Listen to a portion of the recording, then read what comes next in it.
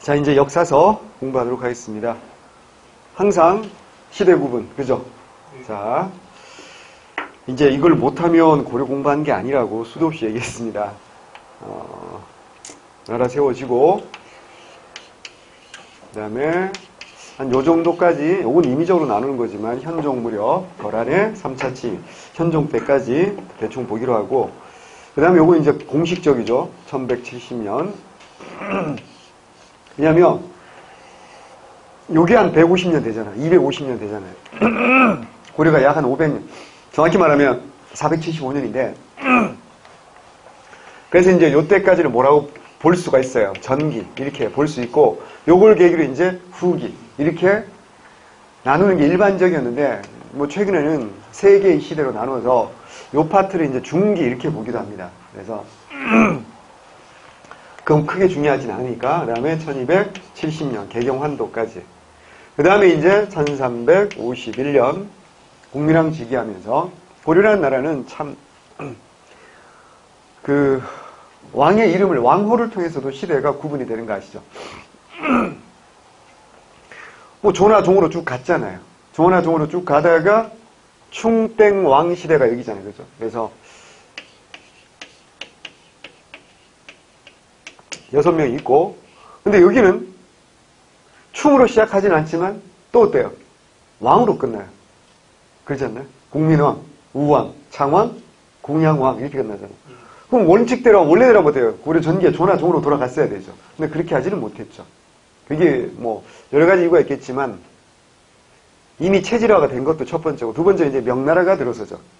그러니까 이제, 이미 성리학이 전래된 다음이고, 그러다 보니까 이제, 조나 종으로 돌아가지 못했던 것 같아요. 어쨌거나. 그래서 이제, 1392년 멸망할 때까지, 자, 시대별로 어떤 성격이 있겠어요? 초창기에 여기 초기 어떤 성격이 강하다고 그랬어요? 자주적이다 그래요. 그래서 기본 성격이 자주적이다. 반면에 여기는 어때요? 사대적이고 어때요? 보수적이다. 그러니까 자주적이고 여기는 뭐야? 진취적이고 여기는 뭐야? 개방적이라면 여기는 이제 보수적이고 사대적이고 폐쇄적이다 라고 말할 수가 있겠죠. 그 다음에 이제 무신집권기는 말할 것도 없이 하극상의 혼란기였다라고 말할 수 있을 거고요. 반면에 충땡왕시 여기는 알다시피 자주성의 실현기다. 그리고 반대로 여기는 자주성의 회복이다. 뭐 이렇게 볼 수 있겠죠. 자, 그랬을 때 역사도 비슷할 거란 말이죠. 기본적으로. 자, 그래서 봅시다. 첫 번째. 우리가 아니 자주적이다라고 말할 수 있다는 건 나라 이름부터 알 수 있잖아. 어디를 계승했다? 고구려 계승. 그리고 고구려 계승과 세트로 나오죠. 뭐 하죠? 대외 정책으로 뭐야? 이제 북진. 뭐 이런 것들이 어떤 성격이다? 자주적이다라고 말할 수 있는 대표적인 근거가 되겠죠. 그래서 고구려 계승 의식과 북진 의식을 표방하죠. 그래서 왕조 실록을 만드는데 초기부터 실록 만들었어요. 문제는 뭐야? 거란의 침입으로 불탔다라는 거죠. 정말 고맙죠. 그래서 우리가 공부할 게 굉장히 줄어들었다라고 할 수 있어요. 자, 7대 실록입니다. 태조부터 목종대니까 태해, 정광, 경성, 목종. 그죠? 사실 현종 때 편찬하기 시작했죠. 덕종 때 완성되었지만 현존하지 않습니다. 그 다음에 이제, 자, 고급록이 있는데, 자, 조심해야 돼요. 고급록은 하나가 있는 게 아니라 막 여러 개가 있어요. 근데 우리가 외워야 될 게 2개가 있죠. 원래는 요것만 외우면 문종 때 박일량이 지었다는 고급록. 그러니까 고급록은 역사책 이름으로 되게 좋죠. 옛날과 지금을 정리한다, 기록한다. 이게 고급록인데, 하지만,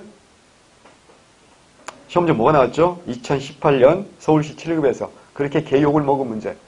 1284년 충멸왕 때 허공, 원부 이런 사람이 지었던 뭐야? 고급록. 이것도 전하지 않거든요.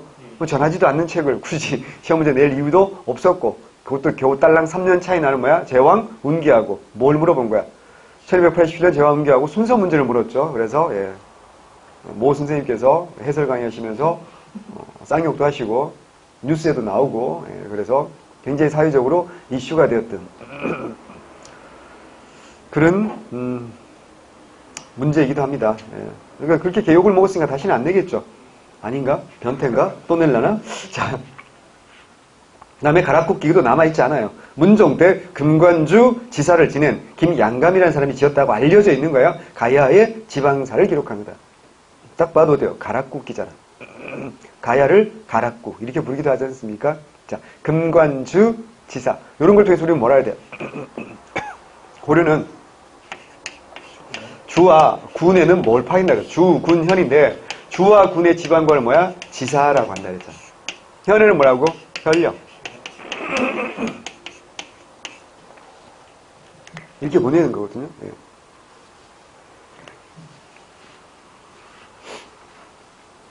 그래서 금관주 지사를 지낸 김양감이라는 사람이 가야의 지방사를 기록했다라고 알려져 있는 겁니다. 전하지 않습니다. 자, 그 다음에 속편년 통제라서 예종 때 지었고요. 3월에서 고려 초까지 이것도 전하지 않아요.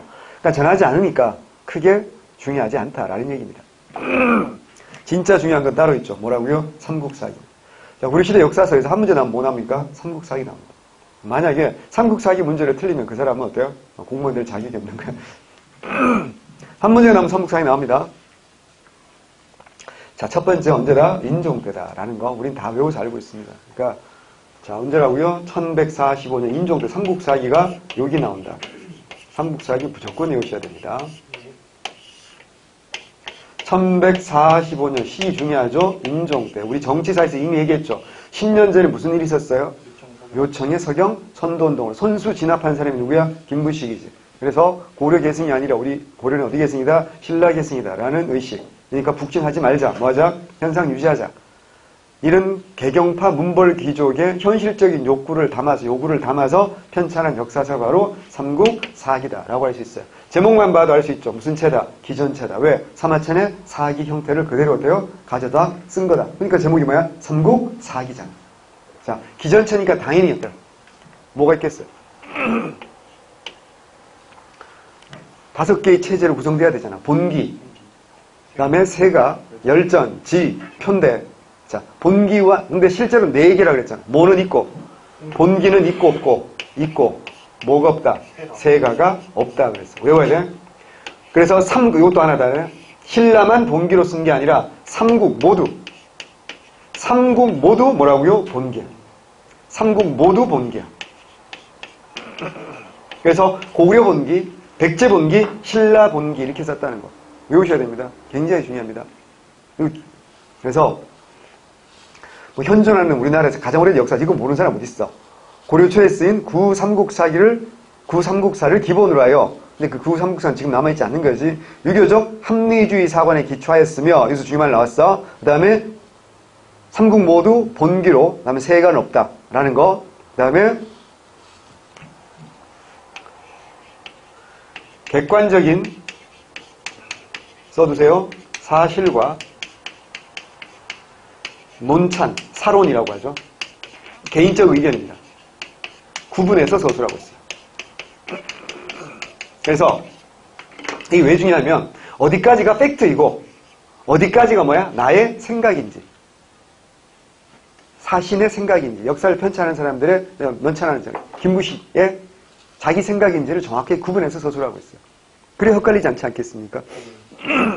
이게 이제 뒤에 조선시대 편찬한 고려사 이런 거하고는 비교해 보면 무슨 차이가 있냐면, 고려사 같은 경우는 서문 빼고는요, 서술자의 생각이 없어요. 근데 삼국사기에는 사론이 30회 이상 나와 있어요. 그러니까 돼요. 그래서 우리가 그 사론이 다 누가 쓴 거야? 김부식이 쓴 거야. 근데 김부식이 혼자 쓴 거 아니지. 김부식이 책임자였겠죠. 당연히 공무원들 데리고 같이 썼다고. 근데 사론은 다 누가 쓴 거라고요? 김부식이 쓴 거라고. 그래서 우리가 뭐라고? 김부식의 삼국사기라고 말하는 거예요. 자, 그 다음에 중요한 게 뭐라고요? 이게 제일 중요할 수도 있어. 3번이 유교적 무슨주의 사관이다? 합리주의 사관이다. 자, 유교적 합리주의라는 말은, 첫 번째 유교적이라는 말은 뭐라고요? 다른 사상을 인정하지 않다기보다는 이거 누구야? 묘청의 풍수지리설 이런 것들을 어떻게 한다고요? 배격하는 거예요. 그러니까 황당하고 허황한 이야기, 믿을 수 없는 이야기 이런 것들은 쓸 수 없다. 그래서 뭐야? 유교적 뭐야? 자신의 이상에 비추어서 인정되는 부분만 썼다는 얘기입니다. 그래서 단군 건국 이야기 이런 것들 써요? 안 써요? 안 써요.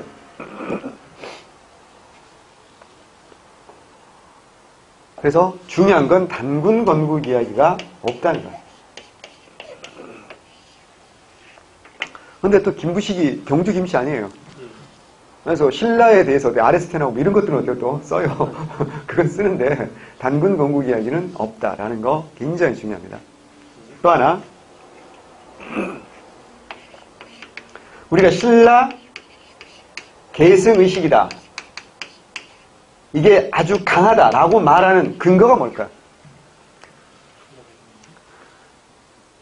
본기일까요? 열전일까요? 지일까요? 표일까요? 열전입니다. 열전에 수록된 50명 중에서 40명이 신라인이야. 무슨 말인지 아시겠어요? 열전에 수록된 50명이 열전에 수록되는데 40명이 신라인이고 고구려 7명, 백제 3명밖에 없어요. 특히 열전이 몇 권이라고 오른쪽에 나와 있잖아. 열권이 10권이거든요. 열전이. 그런데 그 중에 3권이 김유신이에요. 그러면 웬만한 왕들보다 어때요? 김유신이 훨씬 더 중요한 거지. 네. 그러니까 실제로 김유신이 죽은 다음에 흥무대왕으로 추존되긴 했지만 사라져 왕은 아니었잖아. 근데 그 정도로, 그래서 그러니까 우리가 신라 계승 의식이 강하다라고 말하는 건 그러니까 전체 분량을 말하는 게 아니라 주로 어디라고요? 열전이다 라는 걸 여러분이 좀 더 디테일하게 보면, 왜냐하면 이건 워낙에 중요한 역사서이기 때문에 우리 학교에서 연구한 사람들이 많을까 적을까 엄청나게 많다고. 그러니까 엄청나게 연구한 사람이 많다는 얘기가 뭐야? 시각도 어때요? 다양하다라는 얘기입니다. 그러니까 되게 뭐 사대적일 거다라고 하는데 말이 안 되잖아. 봐봐. 사대적일 거라고 생각하는데 전부 다 상중 모두 뭐라고 써놨어? 본기라고 써놨어. 어이없잖아. 그리고 기억나세요? 최초원 같은 경우는 어때요? 혁거세라든가 이사금, 차차웅, 마리간 이런 거 어때요? 전부 다 뭐야? 왕으로 써놨다 그랬잖아. 근데 김부식의 삼국사기는 어때요? 원래 명칭을 그대로 써놨기 때문에 우리가 그걸 알 수 있는 거라 했잖아. 그러니까 뭐 대단히, 만약에 자주적이냐 사대적이냐만 따지면 중국식으로 썼어야 되겠죠, 왕으로. 근데 김부식은 그러지 않았다니까. 그러니까 그런 것들도 외워두셔야 돼. 헷갈리지 말고. 그래서 신라의 왕호, 원래 왕호 그대로 어때요? 써놨다라는 것도. 그러니까 이렇게 두면 더 좋은데, 그러니까 단순히 사대적이다 라는 여러분의 상식과는 다르다는 얘기야. 그러면 우리가 이렇게 삼국사기에 대해서 이건 너무나도 사대적인 역사서다라는 상식을 가져야 되는 이유가 뭐야? 누구 때문이야? 신채호 선생님 때문이지. 신채호 선생님이 뭐라 그랬어? 묘청을 높이 평가하시면 조선 역사 1000년 내 제일 대사건이다 라고 하면서 김부식을 어때? 굉장히 돼요? 4대당이 우두머리로 깎아내렸기 때문에 우리는 워낙에 신채호 선생님에 대한 임팩트가 크기 때문에, 근데 얘기했잖아요. 신채호는 대단히 유명한 사람이고 이건 신채호를 받아들여 인정해, 우리나라 역사학계가 거의 대부분이. 근데 신채호가 고조선에 대해서 주장했던 뭐 강역이라든가 이런 건 하나도 받아들이지 않아. 다 누구 주장 받아들여? 거의 이병도와 그 학파들의 주장 받아들이는 게 지금 대한민국 역사학계 현실이거든. 자, 어쨌거나 그건 중요하지 않고, 그딴 시험 안 나올 거니까 중요하지 않고, 그래서 여러 가지, 제가 하고 싶은 여러 가지 시각이 있는데, 여러 가지 관점들이 있는데, 그런 것들 하나만 딱 갖고 공부하시면 안 된다는 얘기야. 제가 설명드린 이런 것들 머릿속에 완벽하게 정리를 하셔야 된다라는 거 꼭 좀 말씀드릴게요. 그래서 오른쪽에 정리를 따로 한번 해봤습니다.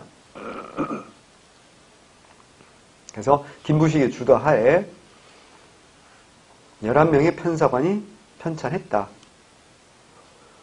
머리말과 근데 머리말과 역사적 평가 등은 전부 다 누가 쓴 거야? 김부식이. 역사적 평가가 뭐야? 이게 사론이라는 겁니다. 사신왈 뭐 이래가지고 사론 이런 건 김부식이 직접 작성했고, 뭐다? 기전체다. 본기는 있고, 본기는 전부 다 고려 백제 신라 본기. 하지만 뭐는 없다? 세간은 없고 열전이 있다. 열전이 10권인데 그 중에 대부분은 다 신라다. 뭐 그런 거. 유교적 합리주의 사관이다. 마지막에 유교적 합리주의 사관. 이런 거 외워두셔야 됩니다. 너무너무 중요합니다.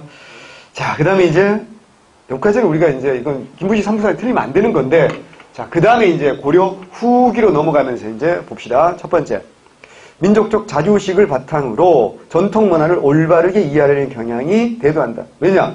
무신정 이후의 혼란과 몽골 침략 위기를 겪은 후에 나라 안에 변화가 나타나기 때문에 그렇다는 거고요. 자, 봅니다. 해동 고승전. 중요하죠. 1215년. 고종 때입니다. 교종승려 각훈입니다. 자, 외우셔야 돼. 교종개통승려 각훈이 왕명으로 편찬했고요. 삼국시대 승려 전기 30여 명, 정확히 35명의 전기가 수록되어 있어요. 자, 교종 입장에서 불교사 정리. 자, 교종 승려 각훈이야. 여기 좋잖아. 교종 기억이지. 각훈도 기억이지. 닥치고, 자, 교종, 각훈. 그러니까 당연히 또 교종 승려니까 기억, 각훈시 어디 입장에서? 교종 입장에서 불교사를 정리했대. 여기까지 외워지죠? 자, 근데 이게 예전에 기출문제 한번 나왔을 때 되게 헛갈리게 나왔는데 해동 고승전이니까 당연히 어때요? 삼국시대 승려만이 아니라 각훈이 살기 전에 고종 때니까 그 이전에 고려 전기의 승려에 대한 기록도 있었을까 없었을까? 있었다고. 그런데 지금 남아있는 건 어느 것만 남아있다고요? 삼국시대 승려 전기 35명에 대해서만 남아있다고. 그러니까 해동고승전은 말 그대로 삼국시대부터, 왜냐면 삼국시대 우리 불교가 전래되니까 삼국시대부터 고려 전기까지 다 썼을 거라고 분명히. 근데 지금 남아있는 건 뭐라고요? 삼국시대 승려. 그래서 제가 오른쪽에 다시 한번 정리를 해놨어요.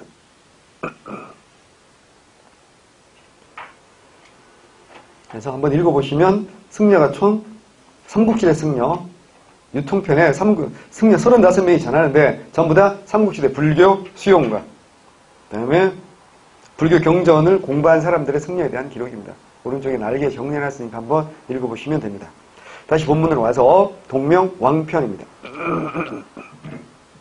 누구죠? 이규보. 무조건 중요하죠.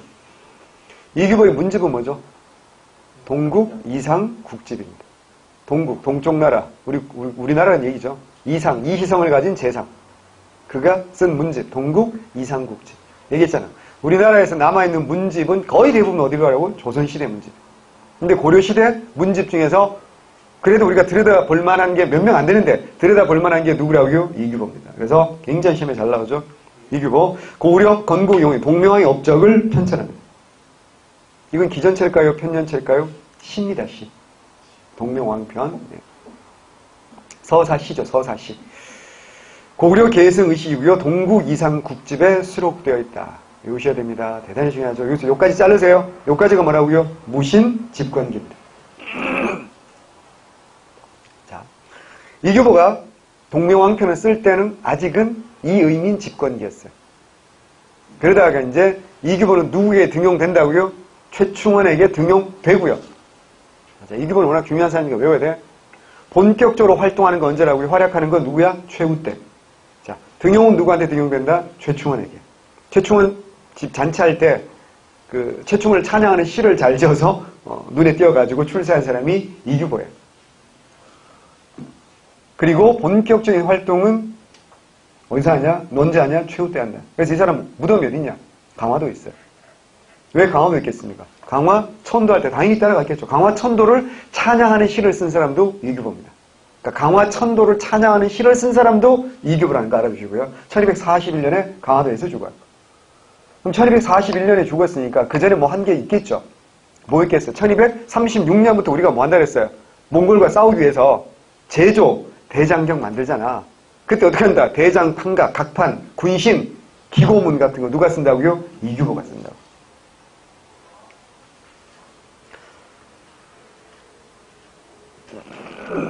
자, 외워두셔야 됩니다. 여기까지가 무신집권기고요. 그 다음에 이제 삼국유사, 제왕, 운기, 본조, 편년, 강목 이런 게 뭐라고요? 원나라 간섭기입니다. 원나라 간섭기. 자, 삼국유사,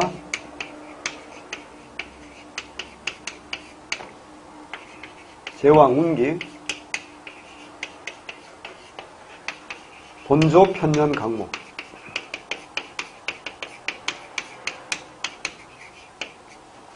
이거 말고도 뭐 있다 그랬어요? 고, 금, 록 있고. 이거 말고 뭐 정가신의 천추, 금경록 이런 것도 있어요. 뭐 칠금 문제 이런 거 풀다 보면 나올 수도 있는데 일단 요 정도 봐둡시다. 이거 다시 나오지 않을 거라고 봅니다. 삼국유사는 정확히 몇 년인지는 알 수 없어. 1281년 무렵이라고 보는데 정확히 몇 년인지는 알지 못하니까 이게 1287년이죠. 여기 1317년입니다. 뭐는 알아야 돼요. 그러니까 제가 왜 이렇게 정리해드리겠습니까? 순서를 알아야 되니까. 이렇게 정리를 해드린 거죠. 여기는 뭐 있다고 그랬어, 아까? 동명, 순서를 따지면 동명, 왕편이 먼저입니다. 그 다음 뭐라고요? 해동, 고승전. 이게 이제 1193년 무렵에 쓰인 거고, 이게 1215년에 쓰인 거니까 순서로 따지면 이렇게 돼요. 순서는 알아두셔야 되니까. 예. 자, 삼국사기가 안 나오면 넘버 2가 뭘까요? 삼국유사겠죠. 말 그대로 뭡니까? 유는 뭐야? 남은다. 우리 유물유적 그러잖아. 사기가 기본인 거지. 근데 거기서 미처 쓰지 못한 거, 남은 걸 어때요? 나는 주워서 쓴다. 그런 의미가 뭐야? 삼국유사입니다. 일현 스님이 쓴 거다. 모르는 사람 못 쓸 거예요. 삼국유사 봅니다. 일현이 불교사를 중심으로 서술했고요. 고대설화, 자, 중요한 거 단군 건국 이야기 수록되어 있고, 고유문화와 전통을 중시했다. 너무 당연한 얘기입니다. 제일 중요한 거 단군 건국 이야기 수록되어 있고, 고유문화와 전통을 중시했다라는 겁니다. 그리고 9개의 편으로 구성되는데, 자, 삼국유사는, 자, 외워야 될 게 있어요. 왕력 파트가 있겠죠. 기이, 그 다음 뭐 탑상이라든가 뭐 이게 쭉 나와 있어요. 9개의 파트로 구성되어 있어. 그 중에 요 2개는 어떤 파트라고요? 역사 파트입니다. 그러니까 단군이 건국했다라는 걸 어느 편에 기록하고 있습니까? 기 2편에 단군이 고조선 건국했다라는 걸 기록하고 있어요. 외우셔야 됩니다. 요게 역사 파트고, 나머지는 뭐라고요? 문화 파트라고요. 여기까지 됐죠? 외우셔야 됩니다. 중요한 내용입니다. 그 다음에 발해에 대해서 어떻게 한다고요? 기록이 있어요, 없어요? 있다. 오해하면 안 돼. 이거 출제자에 따라서 여러분 낚을 수 있어요, 충분히. 발해에 관한 기록은 있는데, 발해를 우리 역사로 보았다라고 하면 O야, X야? X야. 발해에 대한 기록은 있는데, 문제는 뭐냐면, 말갈 발해 편에 기록하고 있어요. 그래서 말갈 발해, 그러니까 발해 역사가 어디다? 말갈의 역사다 라고 보는 시각이야, 기본적으로. 그래서 이제 뭐가 시험 잘 나옵니까? 중요한 게 뭐죠? 제왕운기죠. 제왕운기는 어떻게 한다? 최초로 발해를 뭐라고요? 우리 역사에 포함했다라는 겁니다. 그래서 이거 중요합니다. 최초로, 우리가 발해할 때도 한 번 했지만, 최초의 발해 역사를 우리 역사에 포함했다. 자, 이승유가 우리 역사를 단군부터 서술했습니다. 중국사와 대등하게 파했고, 고조선 계승시. 당연히 여기도 어때요? 고조선, 삼국유사와 제왕운기 공통점이잖아. 단군, 건국, 단군부터 단군을 서술하고 있다는 거. 발해를 우리 역사, 고구려 계승자다라고 보는 겁니다. 자, 제왕운기는 기전체야, 편년체야? 운기라고. 산문이 아니라 뭐라고요? 운문이라고. 그건 뭐라고요? 시어 형태입니다, 이것도. 그러니까 봐봐요. 상권이 있고 하권이 있는데, 상권은 중국사야. 중국사를 7원시로 서술하고 있고, 하권은 우리나라 역사를 5원시로 서술하고 있어요. 제가 이런 거 왜 써드리냐면, 이거 어때요? 충분히 어때요? 이런 거 문장으로도 나올 수 있고, 사료로도 나올 수 있어요. 그리고 최초로 발해사를 민족사에 포함시켜요. 발해 역사를 우리 역사, 민족의 역사다 인식하고 있다. 고구려 계승했다. 그래서 대단히 중요하다라는 거 외우셔야 됩니다.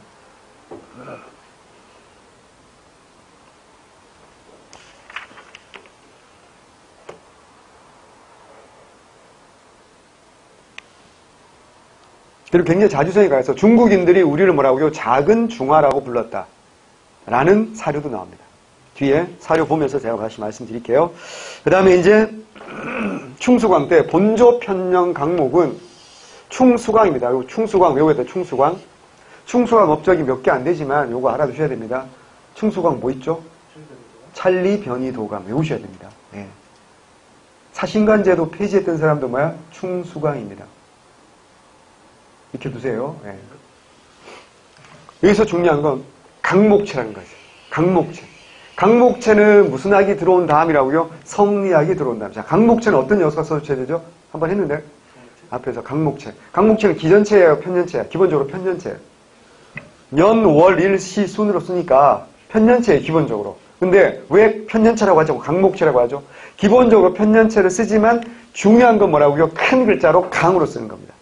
그리고 거기 세부 내용 뭐야? 작은 글자로 목으로 쓴다. 근데 뭐가 중요하다, 안 중요하다라는 건 뭐야? 편찬하는 사람이 뭐가 들어가? 시각이 들어가겠지. 거기에 이제 무슨 학적 시각이 들어가는 거야? 성리학적 시각이 들어가는 거야. 그래서 무슨 체다? 강목체다. 라는 겁니다. 그래서 최초의 무슨 체다? 강목체다. 라는 겁니다. 기본적으로 편년체입니다. 근데 강목체 사서입니다. 이 강목체 사서로 조선 후기에 나오는 제일 중요한 책이 뭐라고? 동사 강목이잖아. 의미가 있다고요. 그래서 익혀두셔야 됩니다. 그 다음에 이제 마지막이죠. 막판에 이제 신진사대부의 성장 및 성리학의 수용과 더불어 정통과 대의 명분을 강조하는 성리학적 위계서가 강해지는 거죠. 자, 대표적으로 뭐야? 이재현의 뭐다? 사략이다.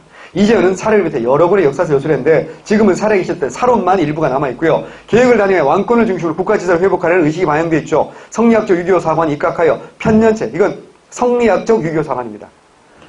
자, 김부식의 삼국사학은 우리가 유교적 합리주의라고 했잖아. 이때 말하는 유교는 뭐야? 훈과학이란 말이지. 이건 훈과학이잖아요. 그죠? 근데 이건 뭐라고요? 성리학이라고. 성리학적 유교 사관이 입각해요. 편년체로서 됐고 정통과 명분을 중시한다. 왜? 성리학이니까. 성리학에서 강조할 정통 명분이니까 더 중요한 거 정도전의 고려 국사에 영향을 끼친다라는 겁니다. 중요합니다. 정도전의 고려 국사에 영향을 끼쳤다. 이재현의 뭐다? 사략이다. 이재현 하면 또 뭐 생각나야 돼? 만권당. 만권당에서 기억나죠? 그 충선왕이 만들었던 만권당에서 원나라 대학자 조명부 이런 사람들과 학문적 교류했다. 모노로직으로 교류가 배웠겠지. 근데 우리나라 그때 이전에 어렸단 말이지. 그러니까 어때요? 배웠는데 우리는 뭐 했다? 배웠다 그러면 기분 나쁘니까 교류했다. 뭐 이렇게 말하는 거잖아요. 그죠? 네, 기억나야 됩니다. 이재현 만만한 사람이 아니에요. 예. 자, 시험 문제는 뭐가 잘 나오느냐? 서문이 잘 나오거든요. 서문을 보고 이게 무슨 책인지 우리가 알아야 되거든요. 그래서 서문 봅니다. 성상전하께서 블라블라 거치고 사업병 기력 빠졌으면 어쩌고 저쩌고. 그래서 잘 모른다. 그래서 마땅히 재능과 학문 신과 근본 인지를 차야 본인 역사서를 완성해서 만대 전하기를 해와 별처럼 하겠다. 이래서 이게 뭐라고요? 삼국사기를 지을 때 김부식이 쓴 글입니다. 그래서 요 사료 딱 보고 이게 뭔지 알아야 돼요. 뭐라고요? 삼국사기 서문이다. 라는 거 아셔야 됩니다. 넘어갑니다. 다음 페이지 보면 김부식 공이 삼국사기를 편찬할 때 실제 문제에서는 요걸 뺄 수도 있어요. 국사는 세상을 바로잡을 책이니, 그러니까 첫 문장이 빠질 가능성이 되게 많아요. 출제자들이. 국사는 세상을 바로잡을 책이니 크게 신이한 일로서 후세에 보여주면 옳지 않다. 괴력 난신을 말하지 않는다. 괴이한 힘과 난잡한 신에 대해서 말하지 않는다. 괴력 난신을 쓰지 않는다. 라는 원칙에 썼단 말이야. 그래서 동명의 사적은 매우 간략하게 다뤘다. 그러나 동명의 사적은 변화와 신이하여 사람의 눈을 현혹시키는 것이 아니라 실로 나라를 창시하신 신의 자취인 것이다. 이러하니 이 일을 기술하지 않으면 앞으로 우선 뭘 볼 수 있겠냐. 이런 까닭에 시를 지어. 봐봐. 시잖아. 그래서 형태가 뭐라고요? 서사시라고 했어. 시를 지어 기념하고 천하 사람들로부터 우리나라의 근본이 성인의 나라임을 알게 할 뿐이다. 자, 이런 사례 충분히 나올 수 있겠죠. 이게 누구라고요? 이규보 동명왕태. 삼국유사 볼게요. 서문을 적는다.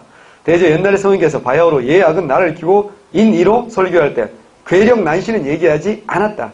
그러나 제 왕이 점차 일어날 때에는 부명이나 도력을 받게 되다. 하늘의 명을 받게 되는데 다른 사람과 같을 수가 없지 않냐. 그래야만 능히 큰 변화를 타고 대기를 잡아서 큰일을 일으키나. 그렇다면 삼국의 시조가 모두 신비로운 데서 탄생했다는 것은 무엇이 괴이하겠는가? 이런 신이한 바를 모든 편에 실었으니, 그러니까 김부식은 신이란 걸 안 쓴다 그랬잖아요. 기본적으로. 일부 쓰긴 하지만. 근데 이게 잘못됐다는 거지. 그래서 나는 뭐야? 이걸 다 쓰겠다. 이게 누구야? 삼국유사. 이런 쓰임의 삼국유사. 다음 제와 옮기 봅니다. 요의 동쪽에 따로 한 건곤. 알죠? 건곤은 뭐야? 하늘과 땅이지. 세상이라는 뜻이잖아. 그래서 우리 사자성어 중에 건곤일척이라고 있잖아. 큰 승부를 말할 때 뭐라고 그래? 건곤일척 이렇게 말하잖아요. 그죠? 하늘과 땅. 그러니까 월드가 있다는 뜻이야. 그거 알잖아. 그 뭐지? 유니버스 있잖아. 그 마블 유니버스. 뭐 이런 세상이 있다는 뜻이에요. 두드러져 나와 중국과 달랐고 큰 파도 널리 삼면을 에워싸고 북으로 시를같이 육지에다 가운데 방향으로 천리 이것이 조선 강산의 모습이 뛰어나 천하에 알려진 밭갈고 우물 파는 예연하라. 자, 외워야 돼. 중국인들은 작은 중화라고 불렀다. 우리 스스로 작은 중화라고 한 게 아니라 짱깨들이 뭐라고요? 작은 중화라고 했다는 거 아니야. 굉장히 중요합니다. 맨 처음 누가 나라를 세워 풍운을 열었던가? 석재의 손자 그 이름이 뭐다? 단군이다. 봐봐. 단군 나왔잖아. 뭐라고요? 제왕 운기다. 이런 사료가 나왔을 때 당황하지 않으려면 거의 외우다시피 하셔야 됩니다. 이 사료 부분은 굉장히 중요하죠. 그리고 삼국유사도 워낙 중요하니까 제가 자 볼게요. 삼국유사 저자 1년은 선종승이야. 일단 첫 번째 뭐? 선종승이다. 보각 국사 지위에까지 오는 뭐야? 왕사 뭐야? 국사 기억나죠? 대각 국사 이 사람 보각 국사. 삼국유사가 저것은 정확한 연도는 알려져 있지 않으나 대략 무슨 항때다? 충렬항때 초반으로 얘기해집니다. 그래서 1280년대 초반을 우리가 보는 겁니다. 자, 유사는 역사의 기록에서 빠졌거나 자세히 드러나지 않은 사실을 의미한다. 그러므로 삼국유사는 삼국사기 등 기존의 역사서에 자세히 기록되지 않은 내용을 중심으로 서술되었다. 삼국유사는 전체 5권, 9편인데 자, 1권이 뭐라고요? 왕역과 뭐라고요? 기. 요까지가 역사. 그 다음에 이제 흥법이니, 탑사이니, 의혜니, 신주, 감통, 피은, 효선 이런 걸로 있습니까? 왕역은 신라, 시조, 혁거세가, 거서관 그 다음에 거서관부터 태조, 후상부터 여기까지 삼국과 가락국, 후상 왕통의 주요 사건 이게 뭐야? 역사야. 기편은 고조선 이래 후백제까지 50길의 강물로 없었대. 그러니까 봐봐. 왕역과 기이가 뭐라고요? 역사고 기2편에서 뭐야? 고조선 건국 이야기는 건 기2편에서 나왔다라고 제가 고조선 할 때도 강조해서 말씀드렸던 거 기억이 안 나겠지? 외워야 돼. 나머지는 뭐 그냥 한번 불교 문화와 관련된 내용이니까 한번 읽어 보시면 됩니다. 이걸 다 외우라는 게 아니에요. 자, 그래서 역사서 너무너무 중요하니까 일단 이거 정리를 좀 해두시고요. 일단 기본적으로 이렇게 정리해 두시고 그 다음에 살을 좀 더 붙이셔도 돼요. 근데 기본 이게 안 돼 있으면 뭐 정말 의미가 없는 거지. 그래서 여기 이제 빠진 거 여기는 주로 했고 여기 빠진 게 여기 나온 게 뭐야? 이재현의 뭐라고요? 사략. 이재현의 사략이다. 무슨 항때? 공민항때다. 1257년에 공민항때 이재현이 사략이라는 책을 썼다. 그러니까 생각해봐요. 이재현이 굉장히 돼요. 오랫동안 활동했으면 알 수 있죠. 충선항 때 언제야? 열선, 숙회, 목청. 충선항 때 활동했잖아. 원나라 가서 배워와서. 무슨 항 때까지 활동했다고? 공민항 때까지 활동했다고. 장난 아니죠, 그죠? 그래서 역사 이름 남기려면 일단 좀 오래 살면 유리해요. 자, 우리도 오래 살자. 자. 전 별로 이름 남기고 싶은 생각은 없는데, 뭐, 생각이 있다고 남아지지도 않겠지만, 역사 이름 남기는 방법 아주 어렵진 않아요. 아주 잔인하게 어때요? 나쁜 짓을 해도 이름이 남아요. 역사책 이름이 남잖아요. 자, 그렇게 남기면 안 되겠죠, 그죠? 훌륭한 공무원이 돼서, 대한민국을 발전시키고, 뭐, 이런 걸로 남으면 훨씬 더 행복하지 않을까. 자, 근데 그런 꿈까지도 꾸지 마세요, 그죠? 그냥 평범하게 살다가 행복하게 살다가 하면 되는 거지, 뭘. 이름을 남기려고 그래. 과학기술의 발달을 봅니다. 천문학과 의학고입니다. 자, 고려는 기본적으로 국자감에서 잡학을 가르치죠. 이게 어디와 차이점이죠? 조선과 차이점이죠. 자, 질문. 국자감에서 잡학교육이 없어지는 건 언제? 뭘 고민해? 공민왕 때 순수 유교 교육기관으로 개편한다 그랬잖아. 그죠? 공민왕 때죠, 그죠? 예, 공민왕입니다. 외우셔야 돼. 그런 말 하면 그 전까지는 어떻게 했다고요? 기술학도 가르쳤다. 이런 뜻입니다. 그래서 율, 서, 산학을 교육했다는 거. 또 하나, 과거에서 잡과를 실시한다. 그러니까 과학기술이 어때요? 발전하는 토대가 되었다라는 겁니다. 얘기했잖아. 우리 역사에서 이과생들이 국립대학을 갈 수 있는 건 무슨 시대밖에 없어? 고려시대밖에 없어. 고려시대 태학이나 뭐 신라 때 국학 전부 다 뭘 가지고 유교 경전을 가르치는 거니까 문과생들인 거지. 그리고 어때요? 공민왕 이후에 성균관도 마찬가지인 거지. 쭉 뭐라고요? 문과생들을 가르치는 겁니다. 자, 천문학고입니다. 천문관측과 역법, 계산 중심으로 굉장히 발달하는데, 자, 고려가 자랑하는 게 별거 없는 이거예요. 첫 번째, 사천대입니다. 자, 외워주세요. 사천대는 명칭이 뭐로 바뀝니까? 사천. 천은 뭐야? 하늘이지. 사천대가요. 써두세요. 이게 서, 운, 관으로 바뀝니다. 충렬학.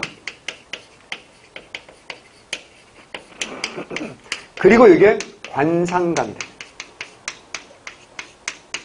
세조. 외워두세요. 이것도 문제 풀다 보면 나와요. 외워두셔야 됩니다. 제가 외우라는 건 외우세요. 자, 고려시대 명칭이 많이 바뀌는 거 어때요? 대부분 뭐야? 충렬할 때 많이 바뀌잖아요. 그죠? 예, 그래서 사천대가 뭐야? 서운관으로 바뀌고요. 조선 가면서 이제 관상감으로 바뀝니다. 관상감, 세조 때 관상감으로 바뀝니다. 외워두셔야 됩니다. 사천대는 천문과 역법을 맡은 관청입니다. 첨성대에서 관측 업무를 수행합니다. 여기 이제 서운관으로 바뀌고 관상감으로 바뀐다는 게 두시고, 오른쪽에 이게 뭐라고요? 장난감 아니고 모빌이 아니고 첨성대라는 거 보면 어때요? 애기의 장난하는 느낌 들 수도 있는데 우리가 무식해서 그런 거예요. 실제로 공부해서 보면 천문대입니다. 자, 기록 보면 일식과 해성, 태양흑적, 일식에 관한 기록이 한 130번이나 기록되어 있고요. 해성도 80번 넘게 기록되어 있어요. 태양흑점, 이런 기록이 굉장히 풍부한데 이런 기록은 다른 나라의 기록이 없다고요. 그러니까 무슨 말이냐면 특히 태양흑점 이런 거에 관한 기록은요, 당시 가장 천문이 발달해서 이슬람 측 기록이 없는 거야. 내가 얘기했잖아. 이슬람 애들은 천문이 발달할 수밖에 없다고 했잖아. 애들은 사막이죠. 일단 지형지물이 없죠. 그리고 걔들이 막 농사를 지으면 괜찮은데 우리 농사 짓는 사람들은요, 동서남북을 한 번만 딱 익혀놓으면 되잖아요. 근데 알죠? 이슬람 애들은 하루에 5번씩 메카를 향해서 뭐 해야 돼? 기도를 해야 돼요. 근데 문제는 농경인들은 집에서는 어디고 뭐 다 외워놓으면 되잖아. 들에서는 어디고. 문제는 얘들이 뭐하냐? 낙타에 물건 싣고 뭐야? 사막을 이동해야 돼. 보여? 다 사방 돌아가도 모래밖에 없어. 근데 뭐 해야 돼? 기도를 해야 돼. 밤이 됐어. 더 깜깜하지, 더 답답하지. 그러니까 뭘 보고? 천문, 하늘의 별자리를 보고 방향을 알 수밖에 없는 겁니다. 그래서 이게 엄청 발전했다고. 당대 최고. 다 동시대에 세계에서 가장 천문이 발달한 게 어디예요? 이슬람이에요. 근데 그 이슬람에도 태양 흑점에 관한 기록은 없다고. 근데 우리 고려의 기록은 어때요? 엄청나게 많이 기록되어 있다고. 그만큼 자랑할 수 있다. 이런 뜻입니다. 그래서 이런 문화를 알면요, 돈을 벌기가 쉬워요. 옛날에 삼성이 어떤 시계로 떼돈 벌었냐면 이슬람 애들한테 우리나라는 필요 없는 거야. 시계인데 항상 메카를 가리키는 화살표가 있는 거야. 그럼 어때요? 이슬람 애들이 너 같으면 그거 사겠니? 안 사겠니? 어디가 메카지 막 겁낼 필요가 없지. 기도할 때마다 시계만 딱 보면 어때요? 이쪽이 메카야. 그럼 그쪽을 해서 어때요? 기도하면 되는 거야. 그래서 잘한 기업이 삼성이고요. 어떤 기업은요, 애들이 알라 그러니까 알라라고 상표로 만들어서 팔면 잘 팔리게 해주고 신발 밑바닥에 알라 딱 새겨가지고 팔았어요. 폭망했죠. 알라가 신이라는 뜻인데 얘네들은요, 꾸란을요, 코란, 쿠란 성경이잖아. 이를 책을 이렇게 쌓을 수밖에 없으면 항상 맨 위에 나와요. 꾸란 위에 책을 놓을 수가 없다고. 그런 애들한테 어때요? 신을 밟고 다니라고. 미친 거지, 그지? 그러니까 그런 애들은 망하는 거예요. 또 걔들을 라마단이라고 했잖아. 단식하는 기간 있잖아. 그 단식하는 기간 애들이 해 떠서 해질 때까지 먹을 수가 없거든요. 물론 밤에는 잘 먹고 파티하고 그래요. 아, 그래 사람이 살지. 근데 그때 어떻게 한다고요? 막 물잠, 항구에 막 물잠 무거운 거 있잖아. 막 옮기고 뭐 이런 거 하면 너 같으면 하겠니? 죽을 수도 있는데. 그러니까 그런 것도 문화를 알아야지 이게 사업도 할 수 있는 거거든. 어쨌거나. 우리 공무원은 그런 거 모르셔도 되니까. 자.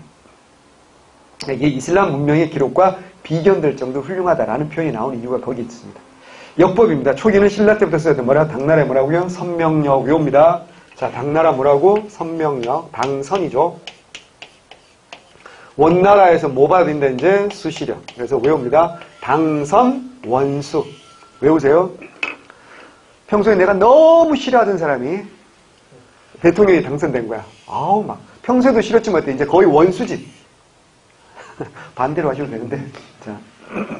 대통령 너무 거창한가? 그럼 반장이라고 하든지. 아니면 뭐, 원장이라고 하든지. 자.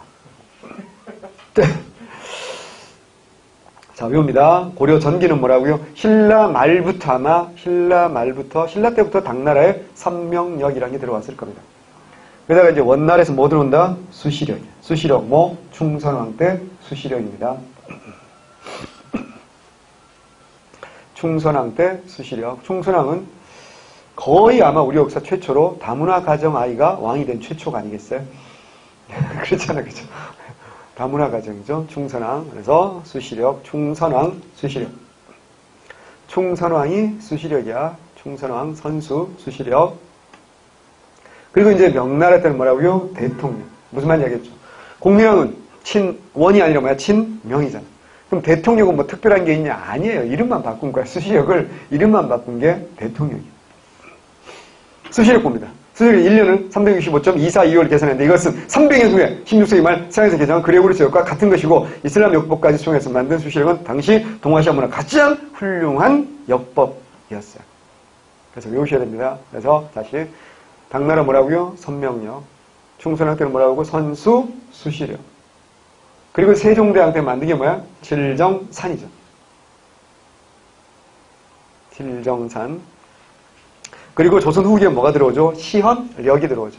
그러니까 중국은 천자의 나라니까 뒤에 뭐야? 역법을 해서 역이 붙어요. 근데 우리 조선은 제후잖아. 그래서 산이라고, 계산이라고, 산이라고 이름을 쓸 수밖에 없는 거야. 뭐라고 못하고. 칠정력이라고 못한 거야. 그런 차이가 있다는 거 알면 좋고. 몰라도 돼요. 자, 의학. 발달 배경. 태의감에서 의학을 교육합니다. 의과도 시행하죠. 자주적인 의학이 발달하는데 향약방입니다. 향약은 얘기했잖아. 향이란 말은 뭐야? 지방이란 뜻이라고 했잖아. 그러면 우리나라 안에서는 중앙에 반대되는 말이 뭐야? 지방이라면. 중국과 비교하면 어때요? 중국이 중심이겠지. 우리는 뭐야? 변방이지. 그럼 이게 향약방이라는 얘기는 뭐죠? 중국의 처방이 아니라 우리 고유의 처방. 그래서 향약방이라고 하고요. 진짜 중요한 건 향약 구급방이죠.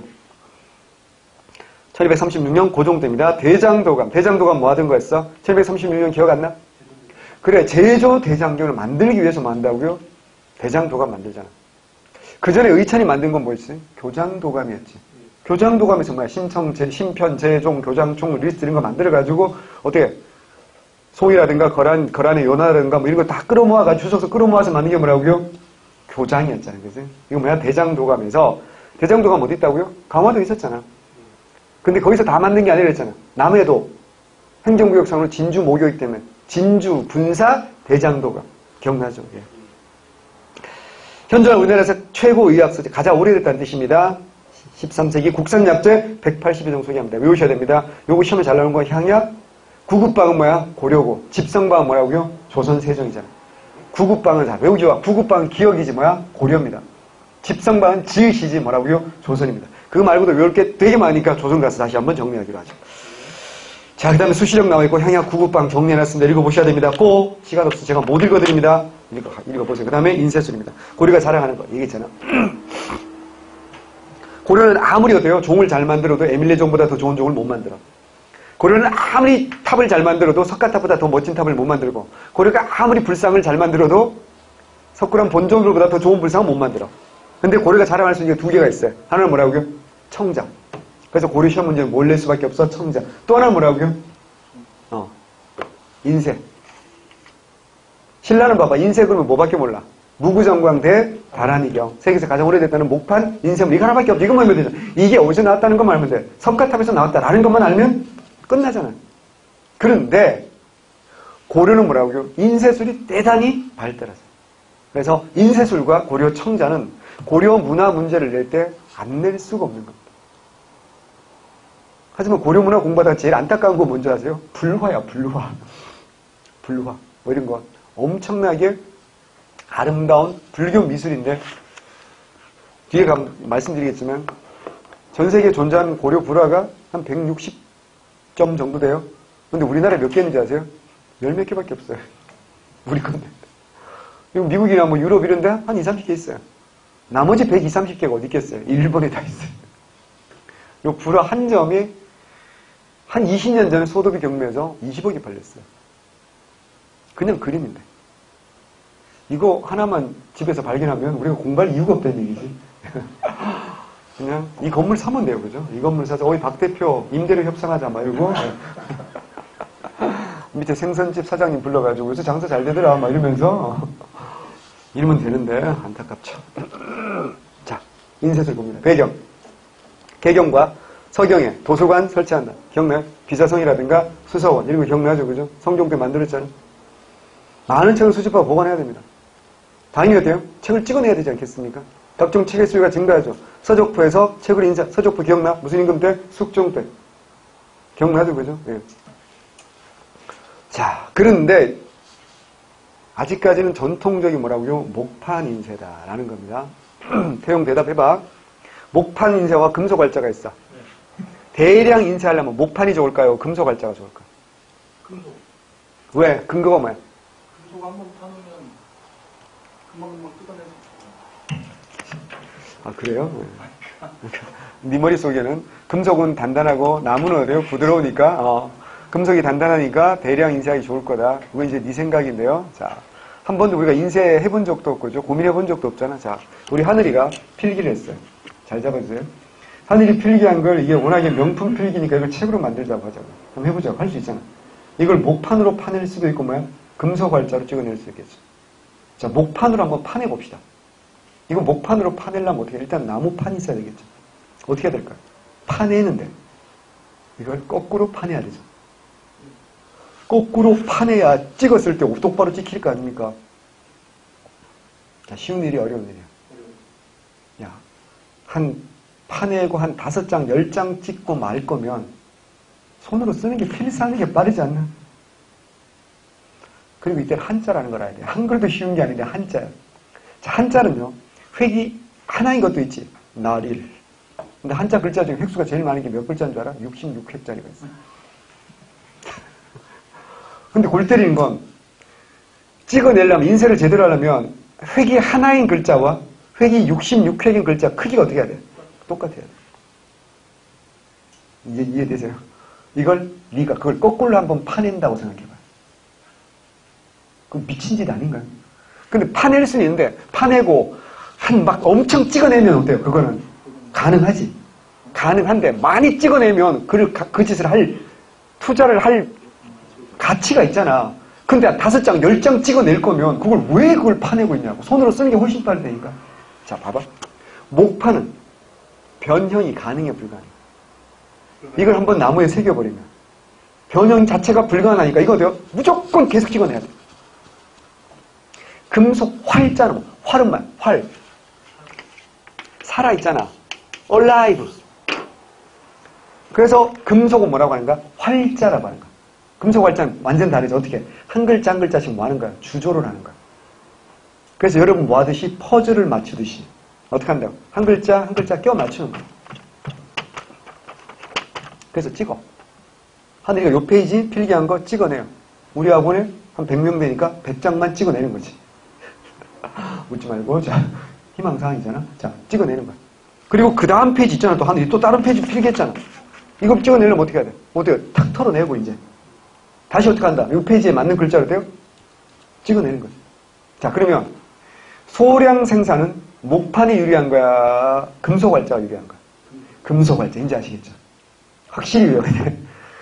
목판은 변형 자체가 불가능하기 때문에 어떻게 한다? 한번 새긴 다음에 변형이 안 되니까 어떻게 한다? 많이 찍어야 돼. 대량으로 찍어내야 돼. 근데 금속활자의 장점은 뭐라고요?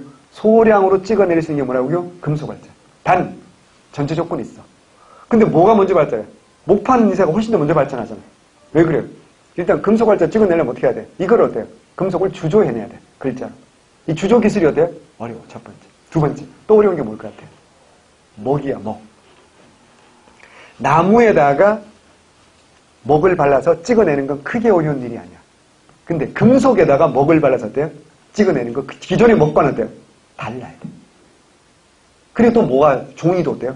발전해. 우리 앞에서 경제할 때 송나라 애들이 고려 종이 대단히 어때요? 높이 평가한다고 기억나죠? 이 종합예술이야. 이게 전부 다 골고루 발전해야지 뭐 할 수 있는 거야? 금속활자를 찍어낼 수 있는 거야. 그래서 금속활자 서양이 먼저 찍어내서 우리 고려가 먼저 찍어내서 고려가 먼저 찍어냈다고. 구텐베르크보다 훨씬 더 우리가 앞서 70년 넘게 앞선다고. 뭘 기준으로 해도 직지를 기준으로 해도 70년 넘게 앞선다니까.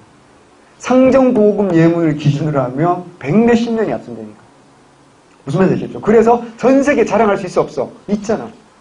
그래서 직지가 세계 기록 유산이잖아. 문제는 뭐야? 우리나라에 없다는 게 너무 슬픈 거지. 우리나라의 기록 유산인데 우리가 가지고 있지 못하다는 게 너무 슬프긴 하지만 그만큼 뭐야? 고려가 자랑하는 게 뭐라고요? 금속활자. 확실히 이해했죠, 이제? 어디 가서 목판 인쇄가 소량 인쇄에 적합하다 라고 얘기할 거면 임종원한테 배웠다고 하지 마. 그럼 대량으로 할 거면은 목판이 그렇지. 목판으로 인쇄한다는 건 무조건 뭐야 돼? 대량으로 해야 된다. 전제. 대량으로 찍어내지 않을 거면 목판 너 같은 걸 파내겠냐. 오해하지 말고. 금속이라고 대량 인쇄 못한다는 뜻이 아니잖아. 근데 소량 인쇄 좀 더 적합한 건 뭐라고? 금속활자라고. 목판은 소량 인쇄할 거면 그냥 쓰는 게 훨씬 빠르니까. 자, 목판 인쇄술. 양상. 신라 때부터 발달한 목판 인쇄술은 고려 시대에 더욱 발달하는데 고려 대장경 판목은 고려 목판 인쇄술이 최고 수준의 예술을 보여줍니다. 한계. 한 종류의 재력을 다량으로 인쇄하는 데 적합하지만 뭐가? 목판이. 이거 문제 출제하면 학생들 다 틀린다니까. 우리는 나한테 안 배우면 다 틀려. 꼭 그런 건 아닌데. 생각을 안 해보면, 그러니까 한글을 깨우쳤다고 그냥 읽는 거야. 여러분 흔히 말하는 막 회독을 그냥 아무리 해봐야 이거는 그냥 제대로 고민 안 해보면 틀린 거야. 여러 가지 책을 소량으로 인쇄하는 데는 뭐가 유리하다? 활판이 유리하다. 태용 봐봐. 공부해봤지만, 해왔지만 이게 막 무슨 말인지 이제 오늘 드디어 이해한 거야. 그지? 근데 이런 건 좋은 게 한 번만 이해를 잘하면 다음부터는 안 틀려. 자, 갑니다.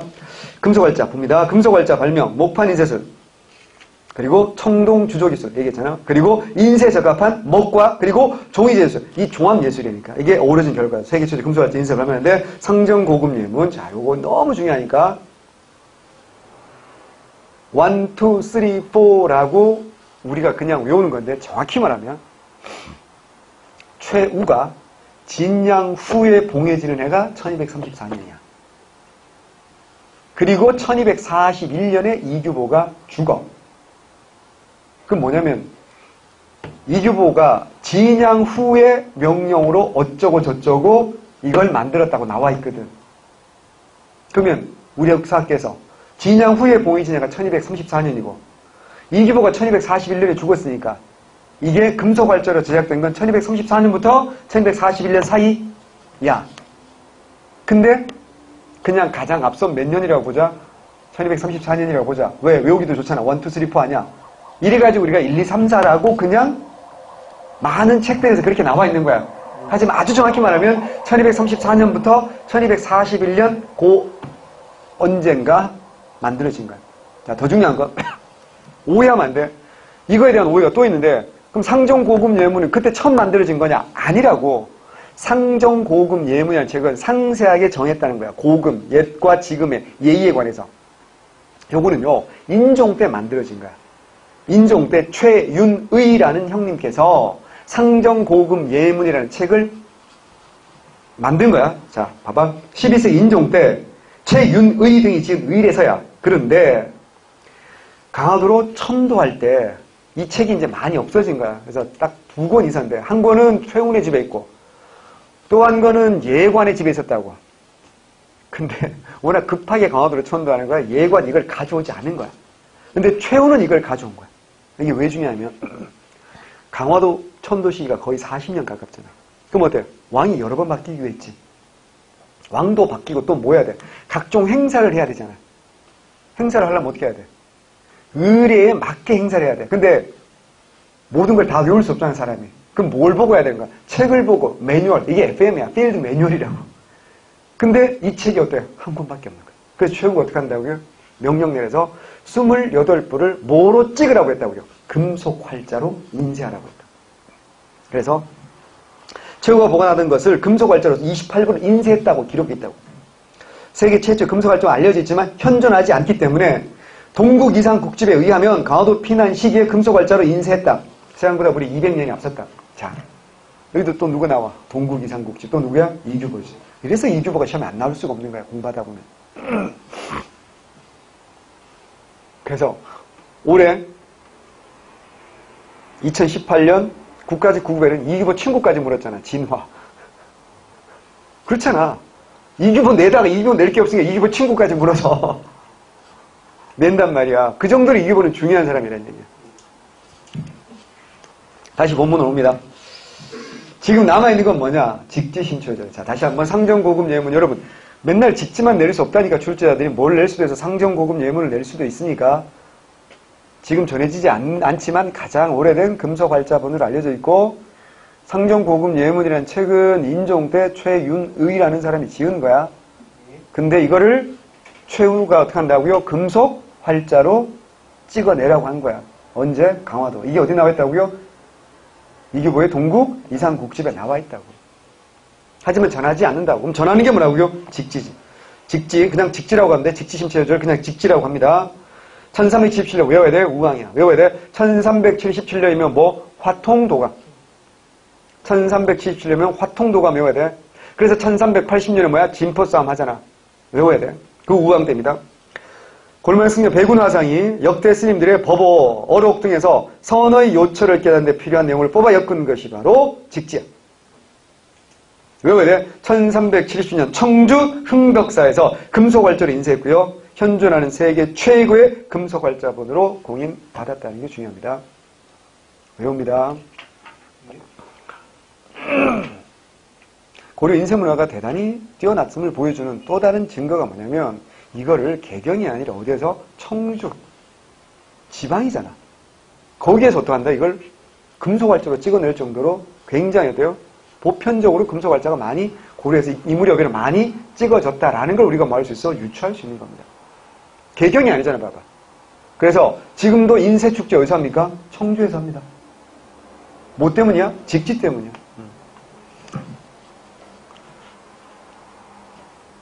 자, 그리고 공양왕은 서적원을 설치합니다. 활자의 주조와 인쇄를 담당한 게 바로 공양왕 때 서적원입니다. 이건 활자입니다, 활자. 자, 숙종 때 서적포까지는 뭐라고요?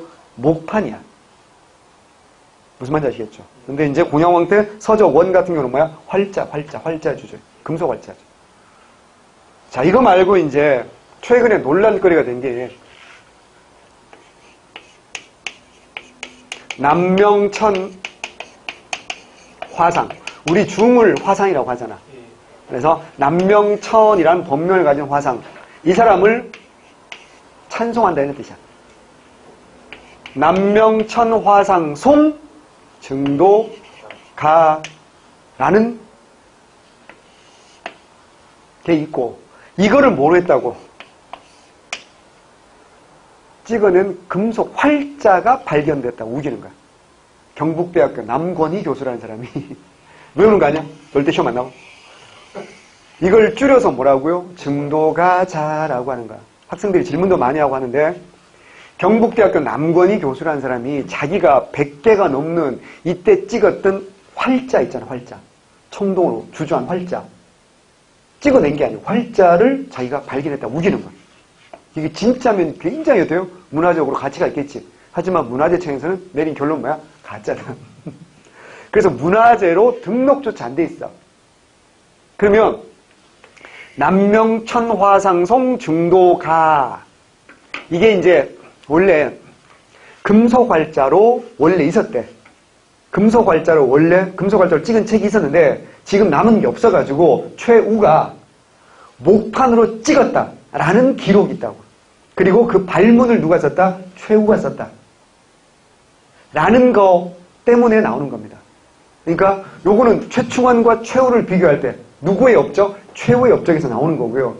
이걸 줄여서 중도가자라고 하는 이게 중도가자 자체가 시험 나오면 안 되는 겁니다. 인정받지 못하기 때문에. 이것도 뭐다 이제 금속활자와 관련된 거다라는 겁니다. 이게 1239년에 목판본으로 이 찍어내는데 목판본으로 1239년이면 이제 최후 때잖아. 1239년에 찍어냈다는 얘기는 뭔 소리야? 목판을 찍어냈다는 얘기는 이미 그 전에 뭐가 있었다고요? 금속활자본이 있었는데 그게 이제 없어져서 다시 목판을 찍어냈다는 거거든. 그래서 이것도 금속활자본이 그 이전에 있었다라는 걸 보여주는 하나의 증거라고 우기긴 하는데 이 증도가자 자체가 인정을 받지는 못했기 때문에 그거는 이제 알아두셔야 되고요. 중요한 건 누구와 관련된 거다. 증도가자 나오면 누구와 관련된 거다. 최우와 관련된 거다. 최우가 발문을 남명천 화상 송 증도가의 발문을 누가 썼다? 최우가 썼다. 라는 것 정도만 알아주시면 됩니다. 더 이상 알려고 하지 마세요. 중요하지 않아. 그 다음에 재짓을 전국적으로 당나무 재배를 장려하고 종이 제조를 전담하는 관청도 만들어집니다. 지리기고 힘면서 앞뒤가 반질반질한 종이를 생산하고 중국에 수출된 호배 이거 경제할 때도 했고요. 이런 것들이 발전해야지 인쇄도 발전하는 겁니다. 금속활자. 자, 상정고급 예문. 자, 꼭 읽어보세요. 워낙 중요하니까. 그다음 화양무기. 고려말 누구야? 최무선. 이미 얘기했고요. 화통도감 다 얘기했고요. 진포싸움. 중요한 건 진포싸움이 언제인지 알아야지. 1380년. 우왕 6년. 외우게 됩니다. 자, 그 다음에 이제 조선술. 길이가 96척의 대형 범선과 1000석의 곡물을 실을 수 있는 대형 조은선도 제작합니다. 주로 해안지방의 어디야? 조창이죠. 고려말에는 배, 화포를 설치해 외국 격대에 활용하기도 합니다. 고려선이라고 있어요. 고려선. 고려배라는 거죠. 그래서 요 이제 고려배가 또 한 번 동원됐던 게 언제야? 일본 원정일 때. 고려배 만들어서 동원되기도 했었죠. 그죠? 그래서 중국 배보다 남송이 만든 배보다는 훨씬 더 뛰어났다. 이렇게 알려져 있습니다. 그래서 그거 한번 봐두시면 되고요. 자, 이제 메인은 다 끝났다고 보시면 되고요. 이제 샐러드라든가 뭐 옥수수 뭐 이런 거 남았어요. 그래도 봅시다. 문학. 이건 이제 오은쌤한테 배우면 되겠죠. 자, 고려 전기는 한문학이 발달합니다. 과거제 시행과 함께 한문학이 발달하죠. 기억나요? 제수럽이 중심이라고 그랬잖아. 과거에서 제수럽이니거든. 한문학이 중심입니다. 성종 이후 문치주의 서행으로 한문학은 관리들이 필수 경향이 됐고 중국 모박당에 벗어나서 독자적. 항상 초기는 독자적 그랬잖아. 향가. 광종 때 균여의 보현시본가. 기억나야 됩니다. 예종 때 현화사 낙성식에서 한시와 더불어 향가를 짓게 했으나 점차 한시에 밀려서 사라지기도 합니다. 자, 그러다 중규는 고려사가 귀족화되면서 당의 시와 송의 산문, 당시 송의 산문. 그래서 귀족사회의 4대성과 보성. 자, 무신직권기 중요합니다. 수필형식이죠. 낭만적이고 현실 도피적이죠. 당연하죠. 군인들이 권력 잡고 있잖아. 현실을 비판하다 어때요? 죽을 수도 있죠. 낭만적 현실 도피적이야. 그래서 임춘의 뭐야? 국순전. 자, 술을 뭐한다? 의인화한다. 외워야 됩니다. 국이 무슨 국자야? 누룩국자지. 그래서 지금도 뭐야? 술 만드는 회사 뭐야? 국순당 아니야? 누룩국자. 이인노의 파한집. 파한집은 이제 명시에 얽힌 이야기. 최씨 정권은 형식보다 내용이 치중했고요. 이규보와 최자. 외웁니다. 이규보와 최자. 설리 생각하지 말고 이규보와 최자. 또 한 사람 들을 수 있으면 진화. 뭐 이런 사람 들을 수 있어요. 다음 후기는 경영 신진사대와 민주주의 추치되고 큰 변화인데, 자, 경기체가 고려 중엽 이후에 발전한 시가로 노래 말하면 기경기 어떠한이 있고 구시가 다 배우잖아. 이래서 뭐라고 한다? 경기체가라고 하죠. 한림별고 관동별고 죽계별고 있고, 폐관문학은 폐관은 민간에서 구전되는 이야기를 일부 고쳐 한문으로 기록한 폐관문학인데, 이규보의 백운소설, 이전의 여궁패설. 폐관은 말단관리인데 민간 저작거리를 돌아다니면서 사람들이 하는 이야기를 들어서 이걸 어때요? 글로 쓰는 게 바로 폐관이라고. 그래서 이걸 폐관문학이라고요. 가전체는 사물을 의인화하는 게 가전체. 이규보의 국선생전, 이곡의 죽부인자. 나옵니다. 국은 술이고요. 죽은 대나무잖아.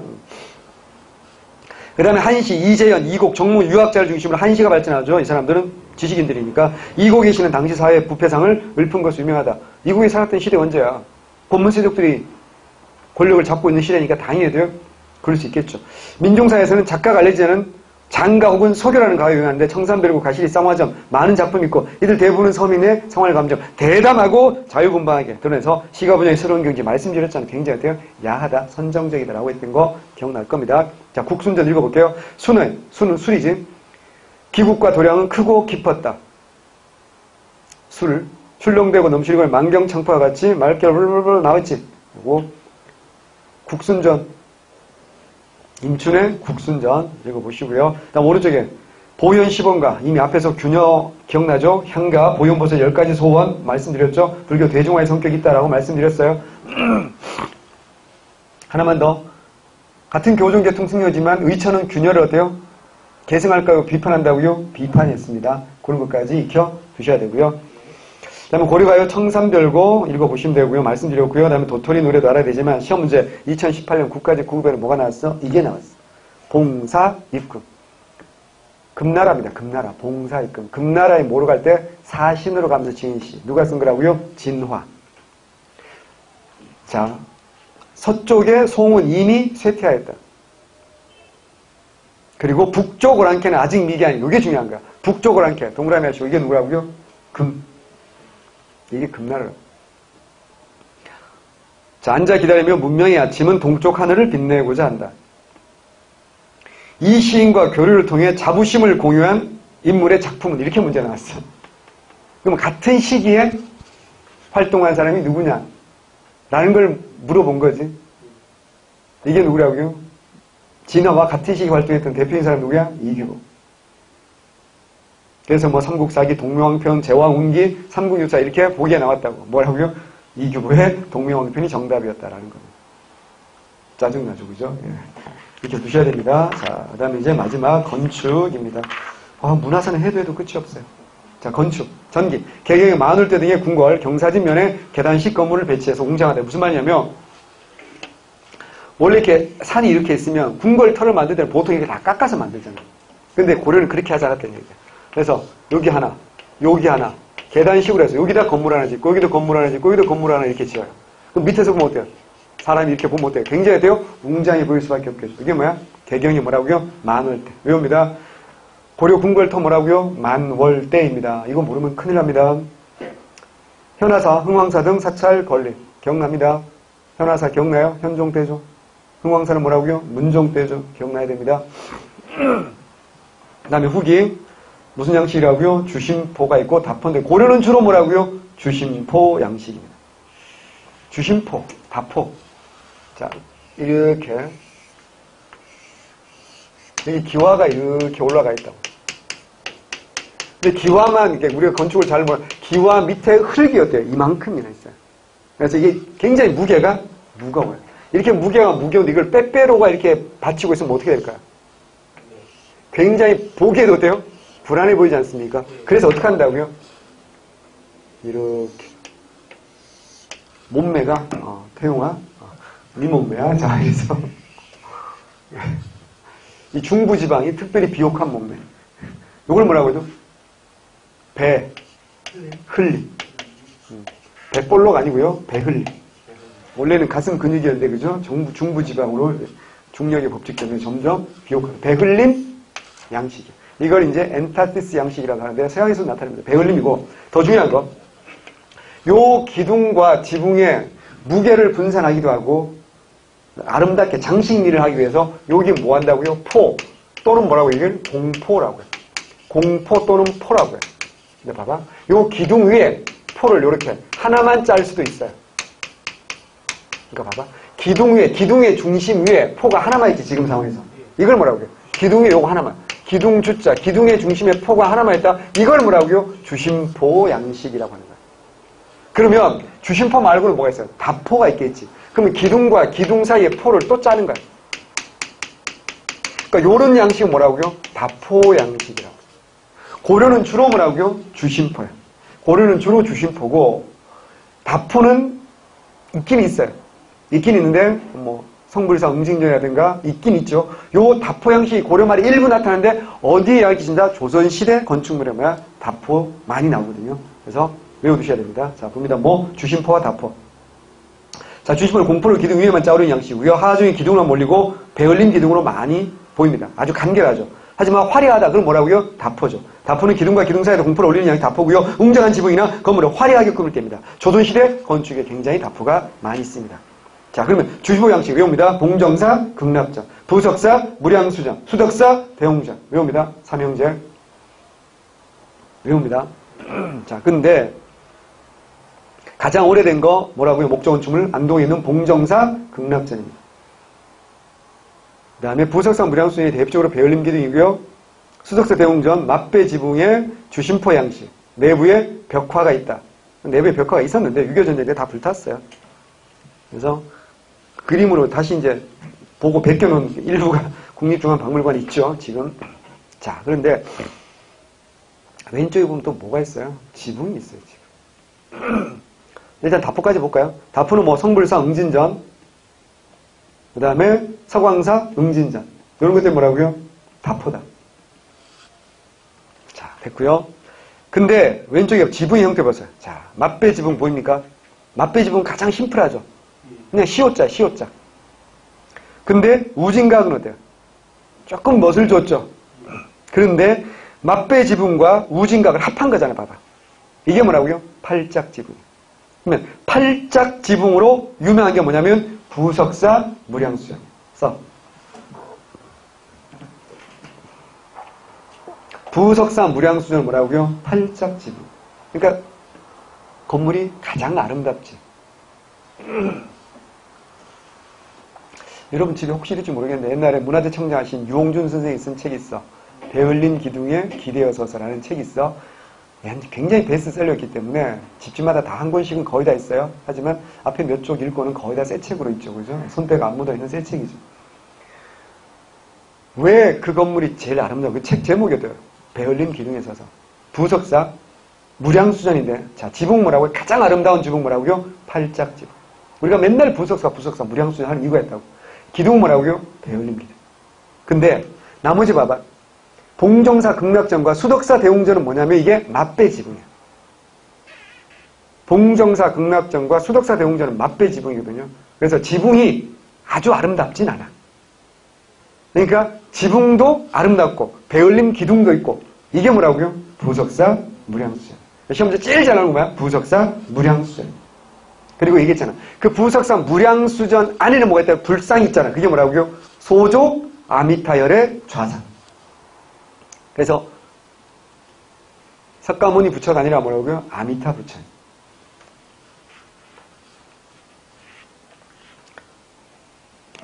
자, 날개에 보면 주심포가 그림이 이렇게 됐고 다포는 이렇게 돼 있다는 것까지 다 정리가 돼 있고, 그러면 그 주심포와 다포 그림 나와 있는 그 지붕 양식은 뭘 것 같아요? 이렇게 앞에서 이렇게 보이는 건 이게 팔짝 지붕입니다. 윗부분은 세모난 맞배 지붕입니다. 아랫부분은 살짝 이제 우진각, 두 개를 합한 거거든요. 자, 석탑과 승탑 봅니다. 석탑 특징. 신라 양식 일부 계승합니다. 다각다층. 자, 중요한 말 나왔어. 뭐라고? 다각다층.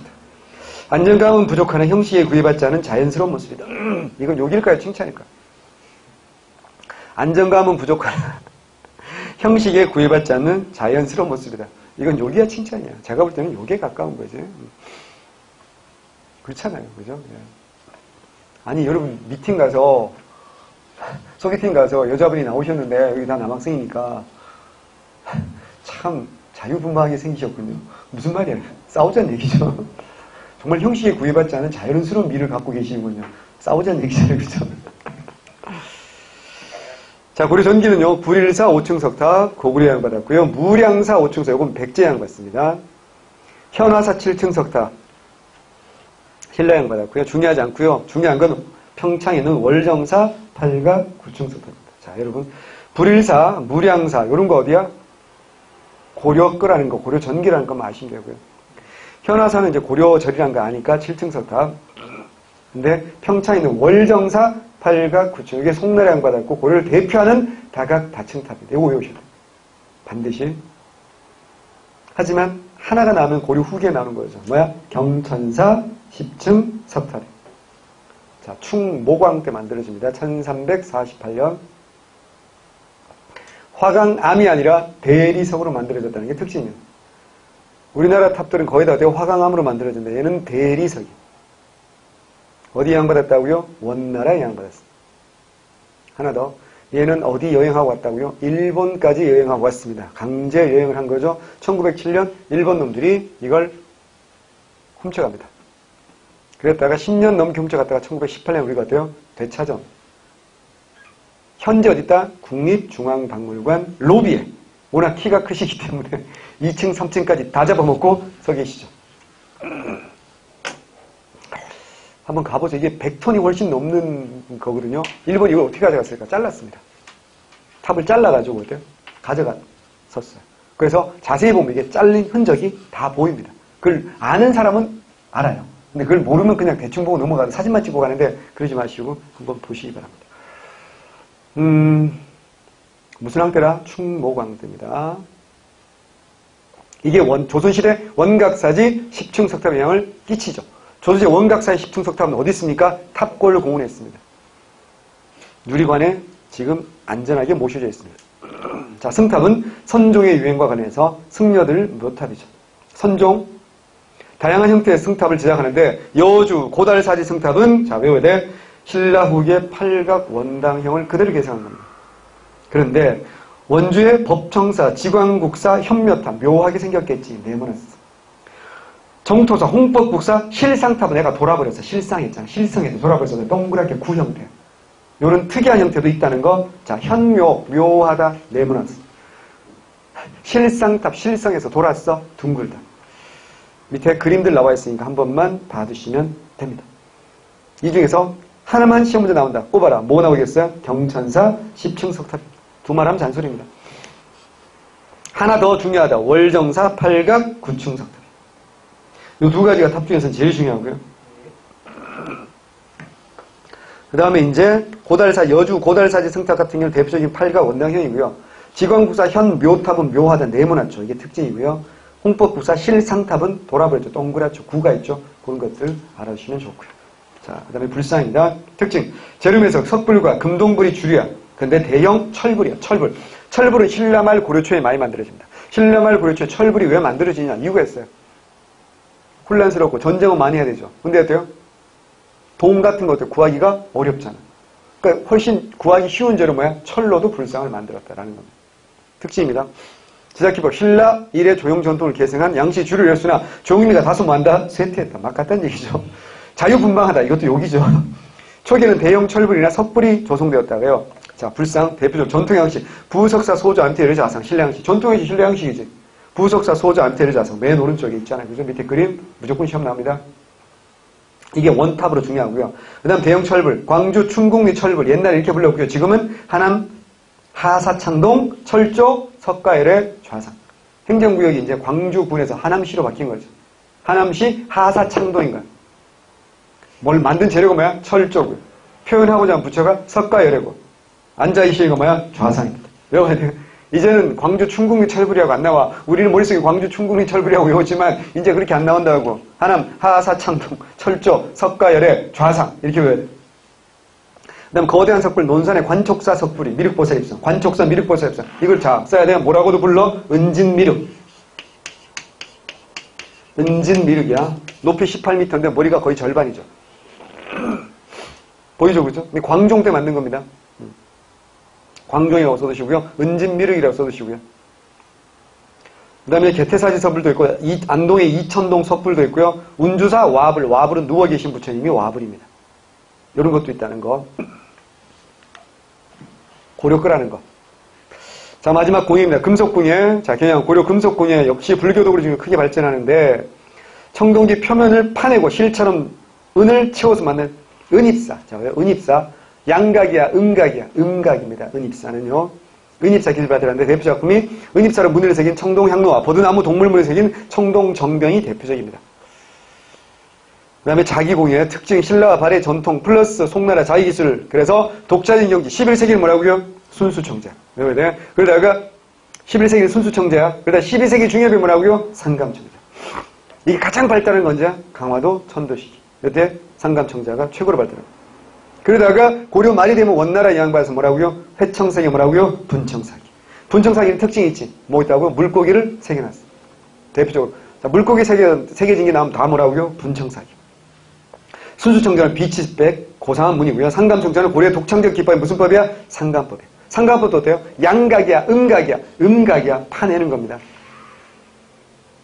원나라 간섭기에 퇴조하고요. 분청사기는 청자의 백토로 분장을 하고 회청사의 유약을 바른 자기죠. 소박하고 천진스럽다. 소박하고 천진스럽다. 유치원생들이다. 유치원 애들이 그림 그리면 뭐 용 그리겠니? 독수리 그리겠니? 뭐라고요? 만만한 뭐야? 니모 이런 거 그리지. 뭐야? 그래 물고기 이런 거 그렸다고. 그런 의미야. 생산이 전라도 강진과 부안이야. 자, 외워야 돼. 강진과 부안이고 특히 최고급은 어디라고요? 강진입니다. 외워야 됩니다. 나전칠기, 제작기법 5칠의 바탕에 자기를 붙여 무늬를 나타내는 게 나전칠기입니다. 대표 불경을 넣는 경함이라든가 화장품과 문방구 남아있는데 한가하고 푸근한 경치를 섬세하게 생각하면 우리 경치를 읽을 수 있고요. 나전칠기는 통일신라 당에서 우리가 수입한 거야. 그런데 우리가 어때요? 오히려 더 발전해서 어때요? 송나라에 수출했고 조선시대를 거쳐 현재까지 이어지고 있다. 자, 모른 쪽에 고려의 불상 한번 읽어보시고요. 그 다음에 고려청자 워낙 중요하니까 꼭 읽어보셔야 됩니다.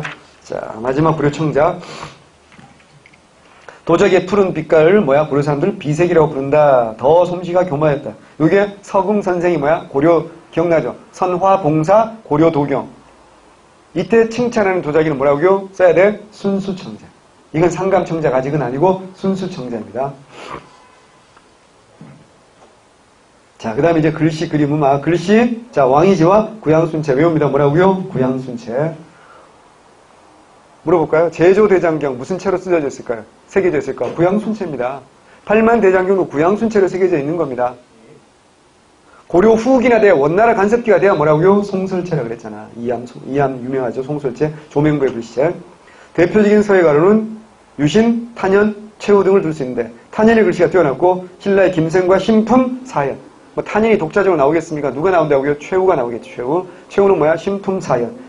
최후 오늘만 해도 최후 봐봐.